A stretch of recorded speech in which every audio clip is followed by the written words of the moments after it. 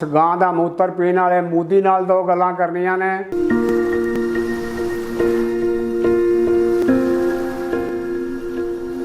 बिस्मिल्लाहिर्रहमानिर्रहीम। लो जी, अज मैं उस गां दा मूत्र पीण वाले मोदी नाल दो गल्लां करनियां ने कि वह मोदी तो मूत्र पींदा गावां दा ते असीं दुध पीने आ ते कश्मीर दे विच जिहड़ी उस आखर चुकी हुई ना उहदे बारे मैं उहनूं कहण लगा वां। सुनो मोदी, हुण असां कश्मीर लैणा, तैनूं कह दित्ता बांह खड़ी करके। सुनो मोदी, हुण असां कश्मीर लैणा, तैनूं कह दित्ता बांह खड़ी करके।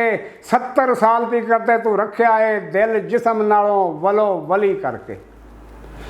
70 साल तक ते तू रखिया है दिल जिसम नालों वलो वली करके। वो जे गल बात दे नाल ना गल मुकी, फिर मंगना नहीं तेथों तली करके। फिर मौत दी अख विच अख पा के कश्मीर लांगे अली अली करके। फिर मौत दी अख विच अख पा के कश्मीर लांगे अली अली करके। हर हाल में असां कश्मीर लैना है ते ओनू रखना है सोने दी डली करके। वो तेरा कुप्पे दा कुप्पा ही रोड़ देंगे जिन्हों जोड़िया ही पली पली करके। और तू ते नारे दी ताब नहीं चल सकता मोदी, तू ते नारे दी ताब नहीं चल सकता ते तू बुज़दिला होना दलेर की है। ओ लाले गिदड़ा वांग डरपोक तेरे, भला गिदड़ा ने बनना शेर की है।